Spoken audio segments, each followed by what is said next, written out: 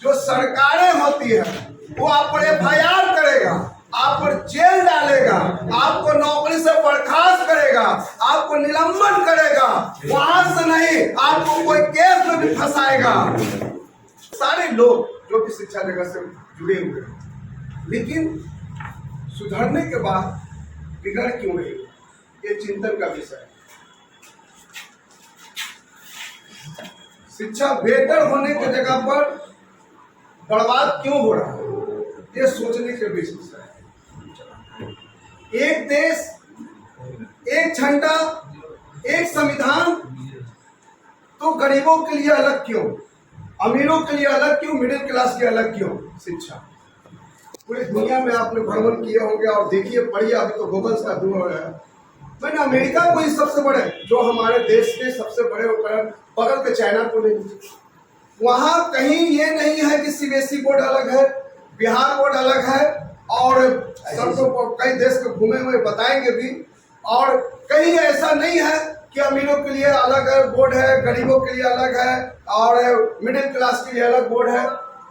ये हमारा देश का दुर्भाग्य है कि अमीरों जो उगे हुए तबके अपने लिए, अपने जो छोटे तबके के लिए अलग बना दिया, कैडर अलग बना दिया कि उनके बच्चे हमारे बच्चे के साथ कभी मुकाबला ना करें। ये समांतवादी विचार जो आजादी के बाद जो आया, इसका कभी ना विरोध हुआ ना होगा।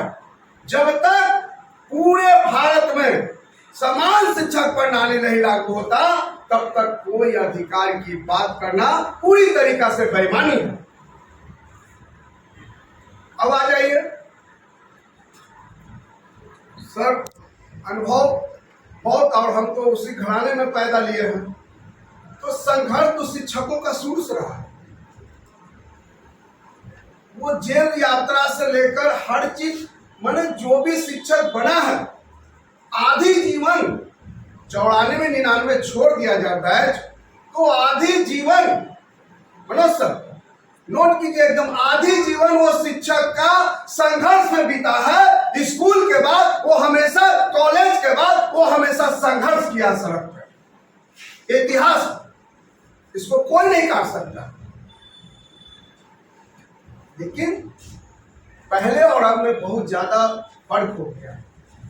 फर्क हो गया, ये हो गया है कि पहले संगठन एक होती थी, विचार संगठन अलग अलग होते थे, लेकिन संघर्ष की लड़ाई में विचार एक होते थे। लेकिन अब जो लड़ाई हो रही है, जो हम पिछले कई दिनों से देख रहे हैं, हमारे भाई बंधु सब लोगों को हम विचार भी देख रहे हैं।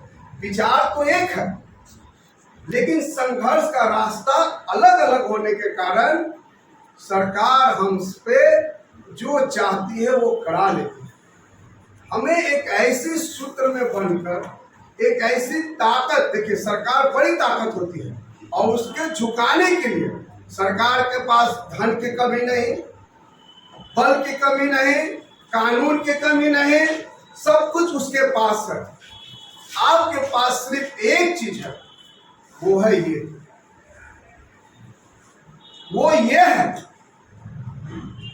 इसकी अगर जिस दिन आपको ये बंद मुट्ठी, अगर आपकी पूरी ताकत के साथ खड़ा रहिएगा, तो दुनिया के कोई भी जंग हम हार नहीं सकते। इतिहास गवाह है।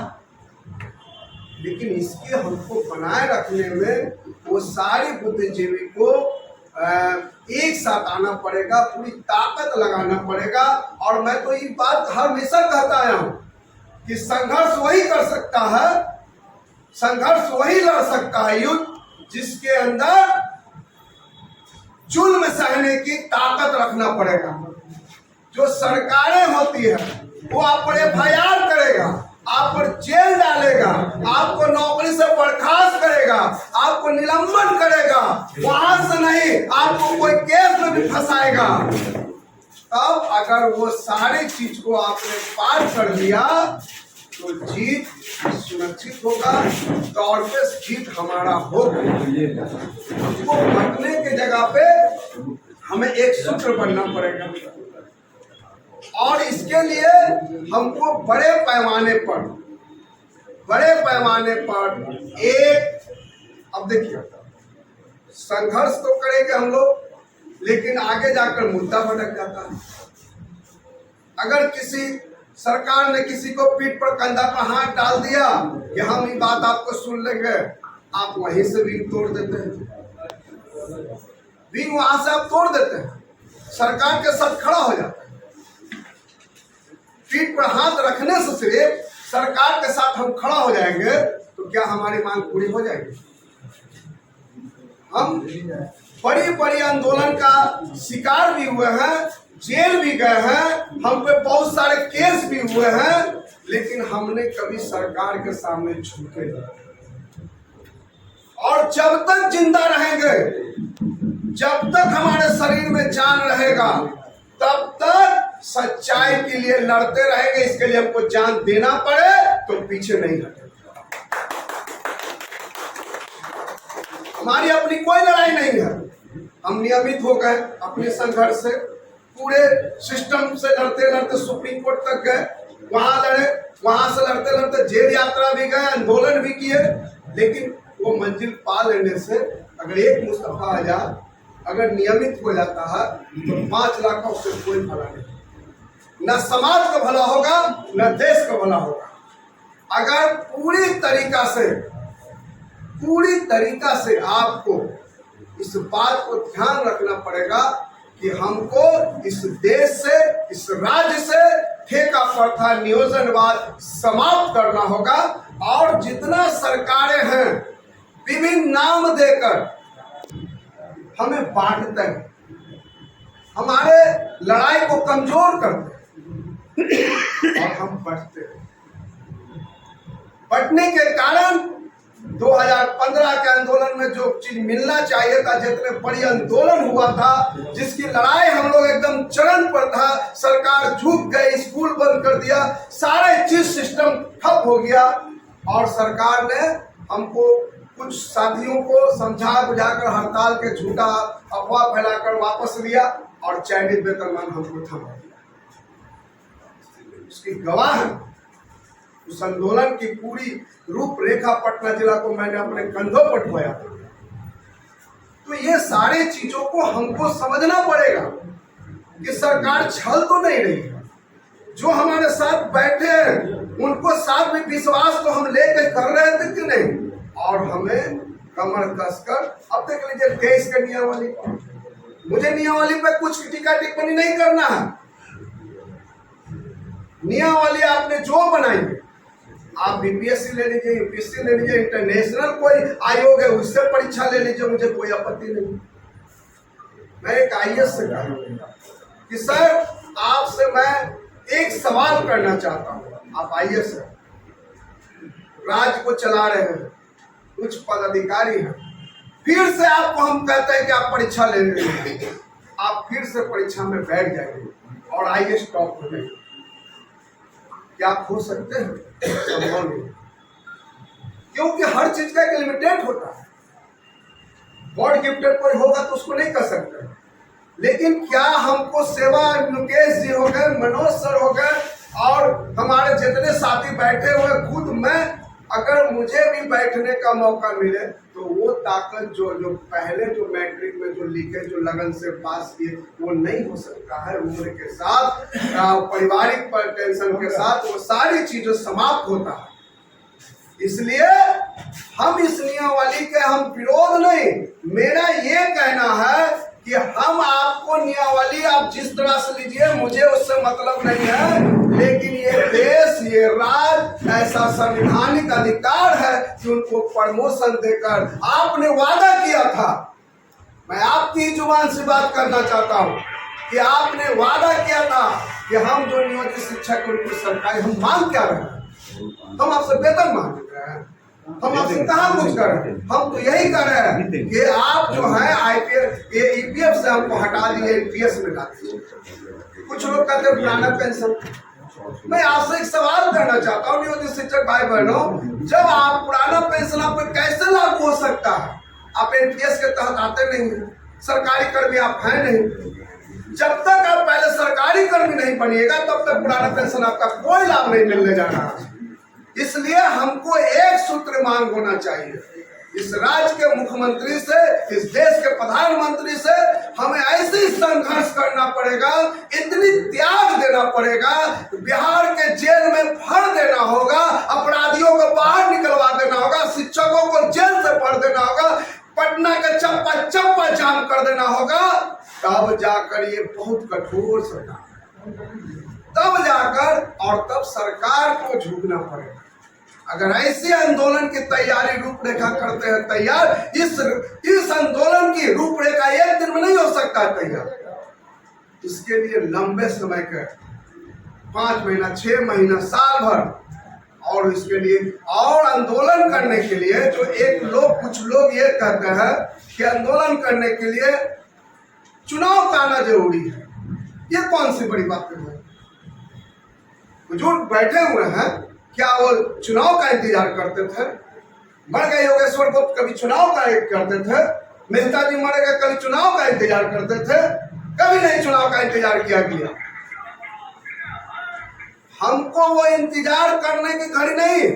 क्या किसान आंदोलन, कभी अभी हाल का आंदोलन जो हुआ है, जो विश्व के सबसे हमारे देश के प्रधानमंत्री को कहते दावेदार कि हम बहुत ताकतवर हैं, एक किसान ने झुका दिया, झुकाया कि नहीं? बोलिए, पढ़े लिखे हैं तो वो देखे थे, मुहूर्त देखे थे, पंडित जी से मुहूर्त निकलवाए थे। नहीं साथियों, ये भूल कभी मत होना चाहिए। हम वो ताकत दिखाना चाहते हैं, हम में वो त्याग होनी चाहिए, वो बलिदान देने की हैसियत। और आप ये कहते हैं, मैंने तो कई विधायक को कहा कि आपने नियोजन जो शब्द रहा, ये हमारा बिहार का कलंकित है, हमारे नौजवानों को शोषण का शिकार बनाए। और ये शोषण का शिकार के लिए कोई और दोष नहीं है, हम लोग भी उसकी दोष है। अगर आप बोलिए, मैं बड़े बड़े संगठन के लोगों के बीच हम बोलता हूँ और मुझे बोलने से कोई रोक नहीं सकता। अगर मेरी बात बुरा लगे तो यहीं पर आप, हम जब ये बोल देंगे मेरी संवाद समाप्त हो जाएगा, तो आप बिल्कुल बोल सकते हैं कि मुस्तफा जी आपने गलत बोला।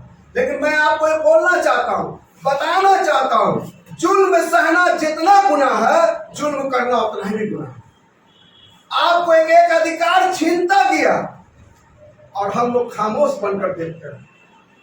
इसलिए साथियों, ये जो है, जो 23 नियमावली है, ये नियमावली में बहुत सी त्रुटियां हैं और इसको न ये समाज हित में है, न राज्य हित में है, न देश हित में है। इसलिए ऐसे नियमावली को रद्द करना होगा और इसके लिए हमें जो भी आहुति देने पड़े हम उसको देने के लिए तैयार होना होगा, तब जाकर ये नियमावली को समाप्त होगा।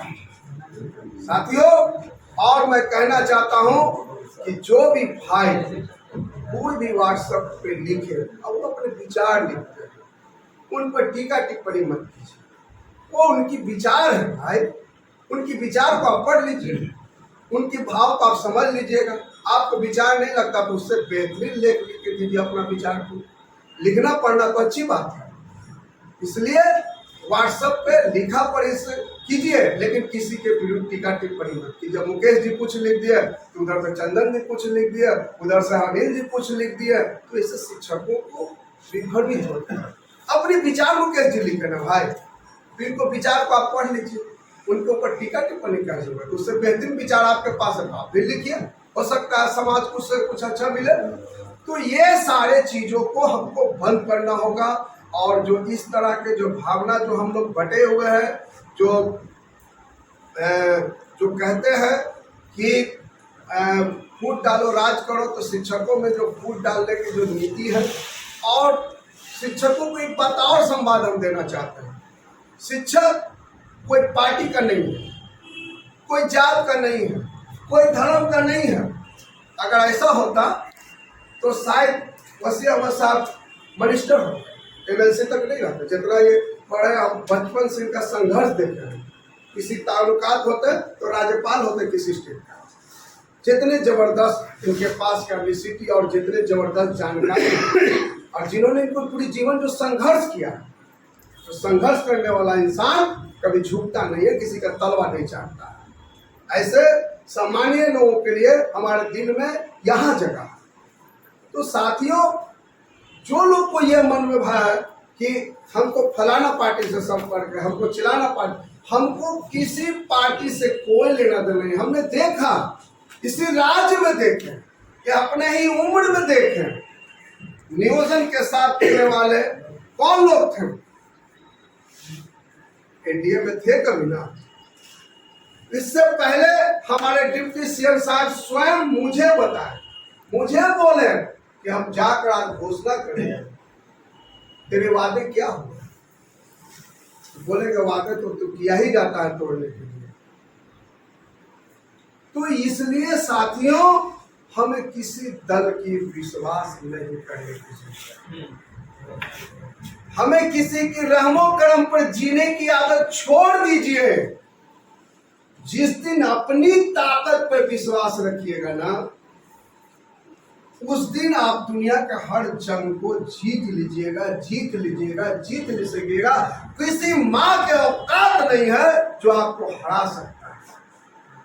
इसलिए इरादा नेक हो, हौसला बुलंद हो, तो इंशाअल्लाह जीत जरूर हो। लेकिन हमको अपनी ताकत, अरे हम तो भूल कर बोलते हैं कि बिहार में, देश की तो बात छोड़ दीजिए, पूरे बिहार में अगर सबसे ज्यादा किसी भी कर्मचारी का संख्या है तो किसका संख्या है? जो बताइए, बताइए, अरे आवाज दीजिए ना। हमारी संख्या है शिक्षकों, और शिक्षक से सबसे ज्यादा विद्यमान कौन है? शिक्षक है। अगर हम 5 लाख अगर जिस दिन हम सड़क पर आ जाएंगे तो हमारी ताकत के सामने तो सब लोग झुकेंगे। और हम चाणक्य हैं, हम भविष्य निर्माता हैं, समाज बनाने वाले हैं, हम देश को बनाने वाले हैं। हम डॉक्टर, इंजीनियर, साइंटिस्ट, सारे चीज को निर्माण करने वाले हैं। इसलिए हमें राजनीति के कथा कथा बोलने की जरूरत नहीं पड़ता है। वक्त पर बताने का नाम, सत्ता परिवर्तन करने की ताकत रखते हैं, नई समाज में परिवर्तन करने की ताकत रखते हैं, भूचाल लाने की ताकत रखते हैं। ऐसी हस्ती है, ऐसी ताकत है हमारी। सिर्फ हमें अपनी ताकत पहचान करने की जरूरत है। हमें एक सूत्र में बंधने की जरूरत है साथियों। हमें एकता पर काम करने की जरूरत है। बड़ी लड़ाई लड़ने की जरूरत है। ये बिहार से जो नियोजन शब्द है, ये देश से जो ठेका पड़ता है, उसके मिटाने की जरूरत है। तब जाकर ये समाज जो है, आज जिस तारीख है, जो मजदूरों का असली हक की लड़ाई लड़ने का दिन है, आज हमें संकल्प लेना चाहिए। इसलिए हम लोगों ने नारा एक सुना था बचपन में, दुनिया के मजदूर एक हो, दुनिया के मजदूर एक हो। ये नारा सब दिन था, है और रहेगा।